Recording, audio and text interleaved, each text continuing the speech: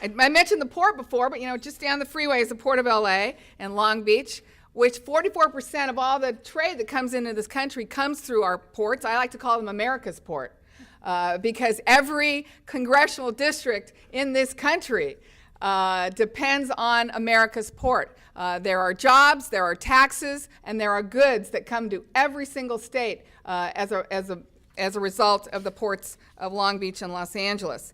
But what I want to see, and I've worked hard, by the way, not only to secure our ports, I've worked hard to green those ports, and I've worked hard to champion, as was mentioned, an incubator around the ports of Los Angeles and Long Beach that will allow companies who have green technology to use that innovation at the Port of Los Angeles. We have a clean air action plan there.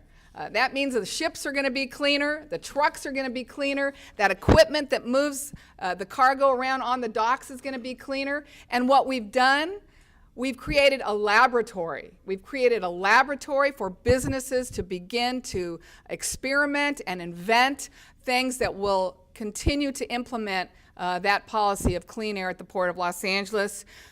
Newsflash, we can have clean air and good jobs. We don't have to make the choice anymore. But what I want to work on, and maybe you can help me do that, is I really want to work on making sure that products that are made right here can be loaded onto those ships and exported across the seas. That's where I believe we have a huge opportunity, is in exports.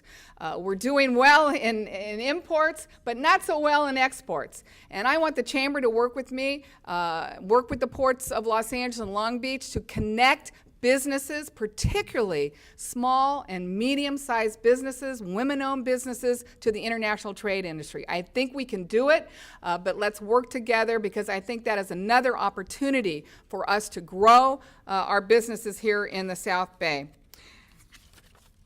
I'm going to close. I've loved being with you today. I've loved having lunch with you today. Many of you are my longtime friends. I hope many more of you will become my friend.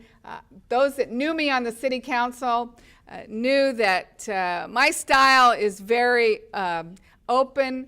My style is very accessible. People come up to me all the time, whether it's in Starbucks or Albertsons, or I get a lot of constituent requests in aisle 5. But that's the way I am, and I'll tell you, I don't plan to change.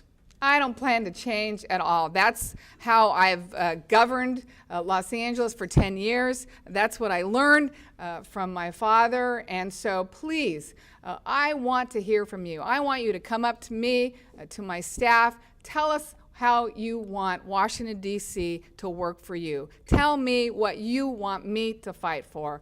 And as I represent you for, unfortunately, only about a year, we've gotten redistricted. And when the dust settled and the lines were drawn, I no longer live in this new district. San Pedro and Wilmington and the Port of Los Angeles are now placed in a new congressional district. It's the 44th congressional district. And Torrance, unfortunately, I was talking to the mayor, you got divided. And that's unfortunate. But on the positive side, now you have 2 Congress members that can fight for you, and know for a fact that I, of course, will always be your friend, and I will always do whatever I can to help you. We're facing serious challenges, but I think we're crafting some common sense solutions. And again, let me introduce my staff who are here today. Jason Lindy is my Chief of Staff. Lori Saroff is my Legislative Director. There's Lori. Some of you might remember Lori. She worked for Jane Harwin, so I kept her. She was good. Lee Swanson is my District Director. Eric Boyd is my Deputy District Director. And photographer. And Sergio Carrillo, who's Director of Special Projects. We just gave you a title.